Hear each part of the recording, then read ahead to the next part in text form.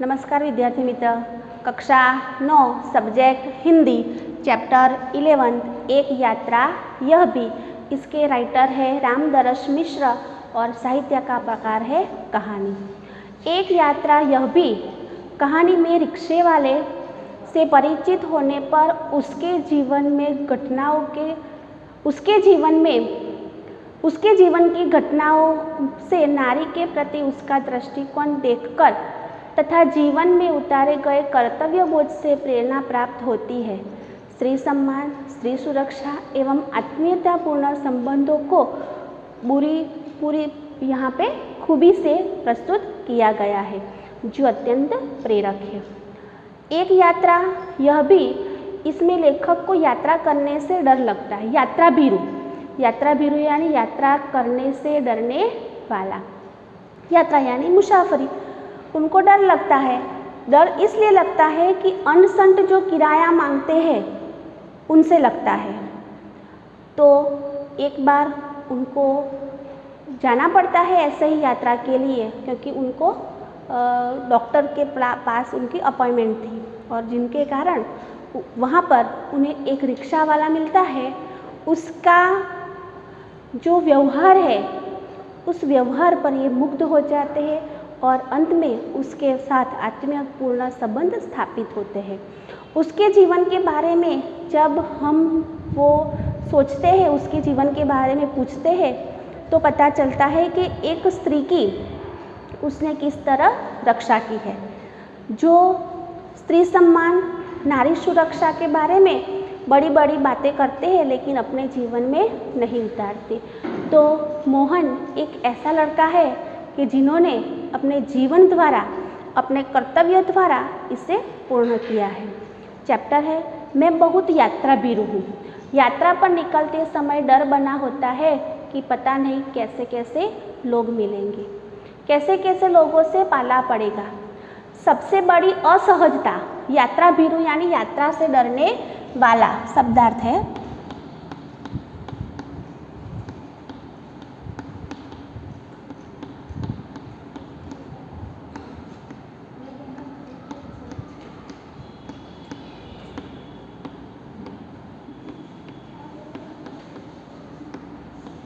लेखक जो है अपने आप कहते हैं कोई वो यात्रा भीरु है, क्योंकि यात्रा के दौरान न जाने कैसे कैसे लोग मिलेंगे, कैसे कैसे लोगों से पाला पड़ना यानी मिलना।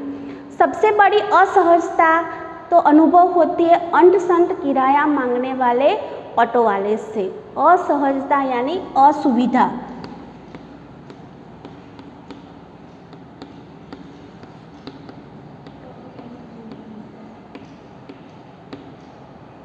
और अंट-संट यानी मनमाना, मनचाहा, मनमाना। ऐसे ऐसे लोग मिलेंगे कि जो अपने मुंह से जैसा निकले इतना ही वो किराया मांगते हैं। नए शहर में कैसे कैसे लोग मिलेंगे, यह चिंता भी बड़ी होती है, क्योंकि यात्रा करते समय शहर भी नया होता है। तो न जाने कैसे कैसे लोग मिलेंगे, कैसे कैसे रिक्शा वालों से पाला पड़ेगा और नए, यही चिंता सब रहती है। तो इस बार डॉक्टर से मिलने के लिए ग्वालियर जाना पड़ गया। पत्नी साथ थी, इसलिए आश्वस्ति बनी हुई थी। आश्वस्ति यानी आश्वासन बना हुआ था। स्टेशन पर उतरते ही ऑटो वाले पीछे पड़ गए। हम चुपचाप आगे बढ़ते रहे। एक नवयुवक ऑटो वाला साथ लग गया। हम कुछ बोले नहीं, बिना आगे बढ़ते रहे कि उसकी आवाज़ आई, बाबूजी आप आखिर कहीं जाएंगे ही और कोई ऑटो करेंगे ही, तो फिर मेरा ऑटो क्यों नहीं। उसकी जिद और आवाज़ में कुछ ऐसा आकर्षण महसूस हुआ कि मैंने स्वीकृति दे दी। स्वीकृति देना यानी सहमति दे दी। देखो, ग्वालियर जाना पड़ा, वो अकेले नहीं थे, उनके साथ उनकी पत्नी थी, इसलिए आश्वस्त थी यानी आश्वासन बना हुआ था कि चलो अकेले नहीं है, साथ में तो कोई और है, जिसके कारण उन्हें बहुत चिंता न थी। स्टेशन पर उतरते ही बहुत सारे ऑटो वाले पीछे पड़ गए, लेकिन उन्होंने कुछ बोला नहीं और चुपचाप आगे बढ़ते रहे। तब एक नवयुवक उनके सामने आया, उनके साथ साथ लग गया, यानी कि उनके पीछे पीछे ही चलने लगा और आगे बढ़ते हुए ने पीछे से आवाज़ लगाई, बाबूजी। और उन्होंने पीछे मुड़कर देखा तो उसने कहा कि आप कहीं ना कहीं तो जाने वाले ही हैं, कोई ऑटो करेंगे ही तो फिर मेरा ऑटो क्यों नहीं। उसकी जिद और आवाज़ में कुछ ऐसा आकर्षण महसूस हुआ, उसकी आवाज़ में ऐसा आकर्षण का अनुभव हुआ कि उन्होंने उसको स्वीकृति दे दी। वह प्रेम भरी बातें करता रहा और हमें डॉक्टर के यहाँ पहुँचा दिया कि जहाँ पर उनकी पत्नी और लेखक को जाना था उसी डॉक्टर के पास उन्हें पहुँचा दिया। उसके द्वारा बताए वांछित पैसे देकर डॉक्टर के घर की कॉलबेल बजाई। ज्ञात हुआ कि डॉक्टर ने क्लिनिक की जगह बदल दी है। वहाँ पर जाते हैं वांछित यानी उसके जितने पैसे हुए उतने पैसे उन्होंने दिए और बाद में डॉक्टर के घर की डोरबेल बजाई। लेकिन ज्ञात हुआ, फिर पता चला कि क्लिनिक की जगह बदल दी गई है, क्योंकि अपॉइंटमेंट उन्होंने ली थी उस समय यहाँ पे अस्पताल था, लेकिन अब जगह उसकी बदल दी थी। ऑटो वाला बिना हमारे कहे हमारा इंतज़ार कर रहा था। इंतज़ार यानी प्रतीक्षा।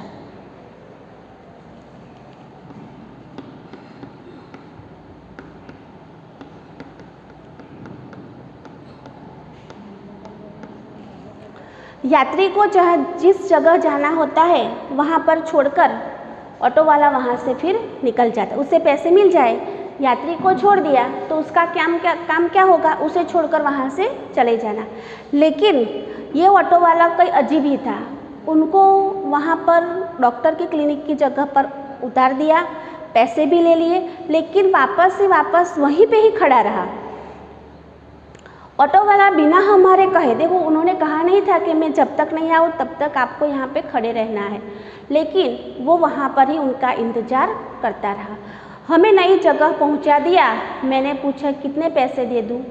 देखो क्लिनिक की जगह बदल दी गई थी, लेकिन फिर वो वहाँ पर उनका इंतज़ार करता रहा और जो नई क्लिनिक की जगह थी वहाँ पर उनको छोड़ भी दिया। तब लेखक ने कहा कितने पैसे दे दूँ? बाबूजी जो इच्छा हो दे दीजिए।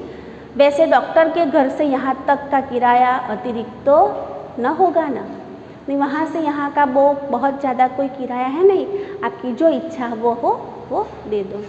उसने पूछा बाबूजी यहाँ से कहाँ जाएंगे? अब क्लिनिक आए हैं और क्लिनिक के बाद और कहीं भी जाने वाले हैं, यानी बाबूजी आप यहाँ से कहाँ जाएंगे?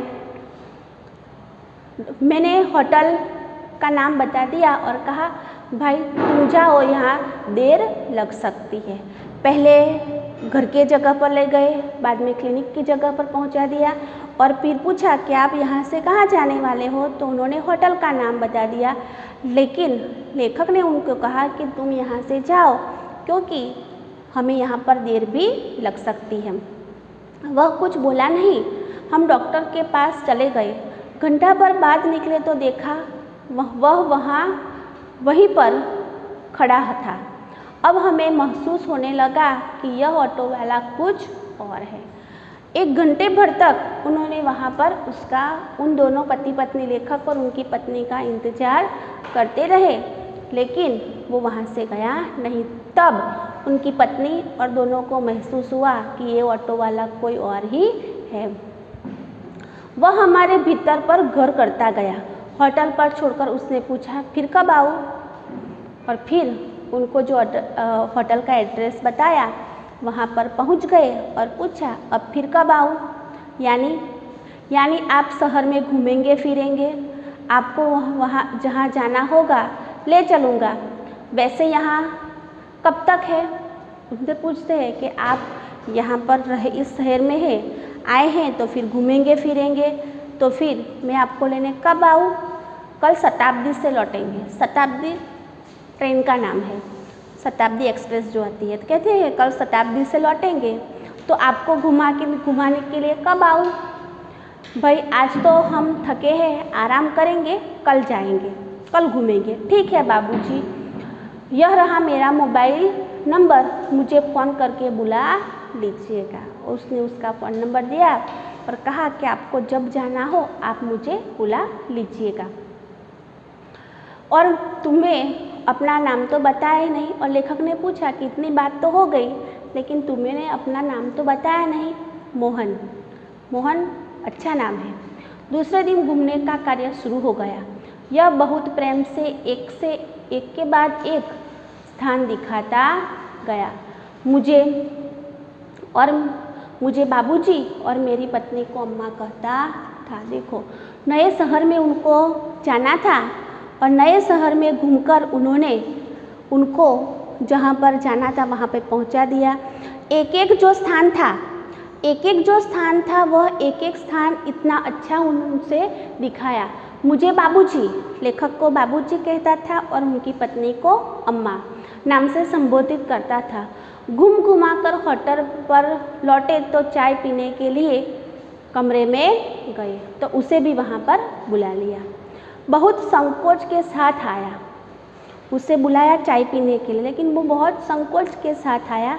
चायपान के साथ हमारी पारिवारिक वार्ता शुरू हो गई।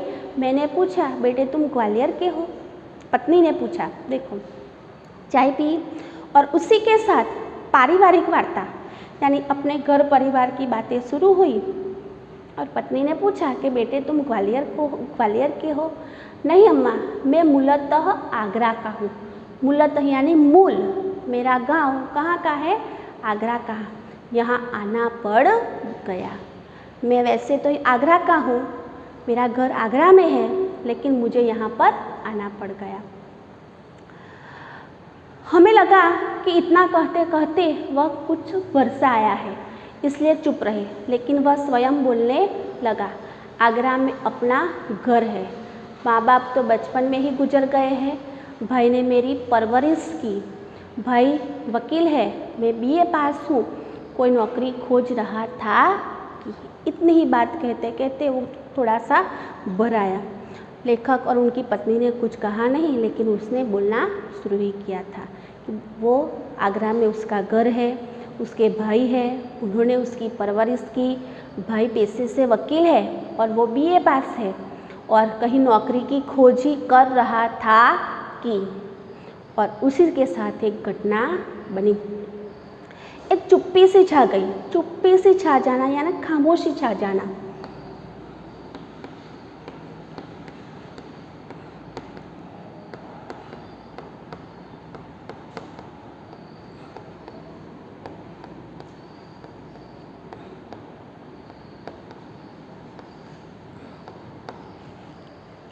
एक चुप्पी सी छा गई और इसके साथ कोई अवांछित घटना घटी। हमें लगा कि इसके साथ कोई ऐसी कुछ घटना घटी है कि जिनके कारण ये बोलते बोलते ही रुक गया। उसे छेड़ा नहीं, किंतु उसने फिर कहना शुरू किया। मैं नौकरी की तलाश में इधर उधर भटक रहा था। एक दिन भटक कर लौट रहा था कि रास्ते में एक परिचित लड़की मिल गई। बदहवास सी धिंधियाती हुई बोली, मोहन मुझे बचा लो। बदहवास, व्याकुल, और उसकी आवाज़ में करुणा थी। क्यों, क्या हुआ? और वो लड़की परिचित थी, इसलिए मोहन को कहा कि मोहन मुझे बचा। क्यों, क्या हुआ? मेरे माँ बाप एक अधेड़ के हाथ मुझे बेच रहे। अधेड़, अधिक उम्र वाला।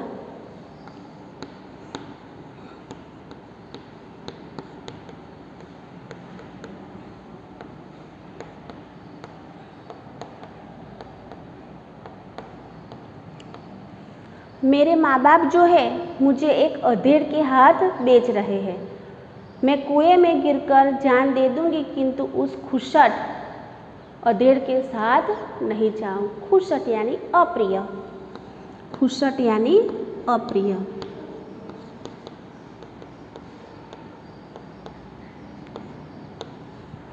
मैं कुएं में गिरकर अपनी जान दे दूंगी, लेकिन उस खुशट के साथ नहीं जाऊंगी। मैं बहुत असमंजस में पड़ गया। असमंजस यानी दुविधा।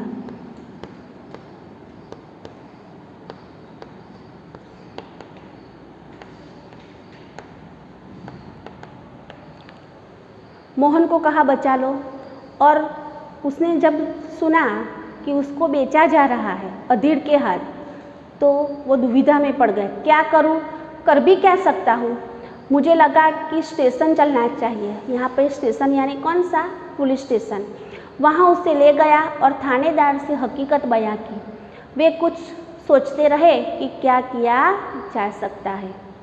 वो उसे स्टेशन यानी पुलिस स्टेशन ले गए और वहाँ जाकर थानेदार को जो भी घटना घटी थी वो उनको सुनाई और वो कुछ सोचते रहे कि अब क्या किया जा सकता है। थानेदार साहब बोले, इसकी FRI लिखकर इसके माँ बाप को हवालात में बंद कर देता, लेकिन फ़िलहाल चिंता इस लड़की की है कि आखिर इसके लिए क्या किया जाए। FRI लिखकर इसके माँ बाप को तो हवालात में जेल में डाल देता हूँ, लेकिन अभी जो है चिंता वो क्या है, इस लड़की की है। एक छोटी सी चुप्पी के बाद एकाएक बोले, तुम्हारी शादी हो गई है। मैंने नमे सिर हिलाया। तो बोले, तुम इससे शादी क्यों नहीं कर लेते। थानेदार ने कहा। थोड़ी सी चुप्पी छा गई। बाद में कहा कि तुम्हारी शादी हो गई। तो मोहन ने नमे सिर हिलाया कि नहीं, तो फिर तुम ही इससे शादी क्यों नहीं कर लेते। वो बोले, इसकी शादी मैं तो इस आकस्मिक प्रस्ताव से चकरा गया, किंतु कुछ पल बाद लगा कि इसमें बुराई क्या है। मैंने कहा, सर इससे तो पूछ लीजिए। आकस्मिक प्रस्ताव था, इसके लिए वो थोड़ा सहम गए। बाद में उन्हें कहा, मैं तो करने के लिए तैयार हूँ, लेकिन इससे भी तो पूछ लीजिए। थानेदार ने उससे पूछा तो उसने स्वीकृति सूचक सिर हिला दिया। लेकिन क्या मोहन बाबूजी, लेकिन यह कि भाभी अपनी बहन से मेरी शादी कराना चाहती है। बात तय हो चुकी है, यानी भाभी उनकी बहन के साथ मेरी शादी कराना चाहती है और शादी फिक्स भी हो गई है। फिर बाबूजी, मैंने सोचा भाभी जी की बहन से कोई भी अच्छा आदमी शादी कर लेगा, यहाँ कोई संकट नहीं है, लेकिन इस लड़की की तो जिंदगी खतरे में है। लड़की सुंदर भी है, परिचित और अच्छे, और सबसे अहम बात कि यह संकट में है। इसे विवाह करना प्रीतिकर भी होगा और मानव भी अभी। और लेकिन हाँ, अब समस्या यह है कि विवाह एकदम तो न हो जाएगा। यदि लड़की घर पर गई तो फिर वही बेच देने का संकट। मैं साथ ले जाऊँ तो भैया भाभी नाराज हो। इसके माँ बाप मेरे ऊपर लड़की भगाने का आरोप भी रख सकते हैं। फिर थानेदार के सामने यह समस्या रखी तो वे बोले, कुछ दिन के लिए हमें नारी निकेतन में रखवा देता हूँ। लड़की के माँ बाप के खिलाफ शिकायत लिखा कर रख लेता हूँ। देखो, पहले तो वो अगर उसे घर ले जाए तो घर पर भैया भाभी नाराज होंगे। लड़की उसके घर गई और अगर उसके साथ शादी हुई उसकी, तो उसके माँ बाप लड़की भगाने का आरोप भी उस पर लग सकते हैं। तो थानेदार ने एक रास्ता निकाला कि थोड़े दिन के लिए इसे नारी निकेतन में रखवा देता हूँ और इसके बाद इसके माँ बाप के खिलाफ एक शिकायत लिखवा कर भी रख लेता हूँ। 15 दिन बाद उन्होंने मंदिर में उनसे मेरी शादी करवा दी। जो थानेदार था उन्होंने 15 दिन बाद मोहन और उस लड़की की शादी करवा दी। मैंने कहा, मोहन, ऐसे थानेदार कहाँ होते हैं। मुझे तो इस घटना पर विश्वास ही नहीं हो रहा है कि लगता है कोई कथा जैसे कोई कहानी सुन रहा हूँ। आप सही कह रहे हैं बाबूजी, लेकिन वह थानेदार कवि भी है।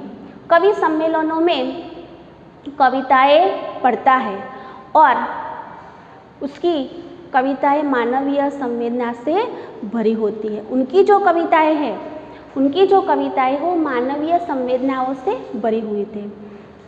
आप सही कह रहे बाबूजी, लेकिन यह थानेदार कवि भी है।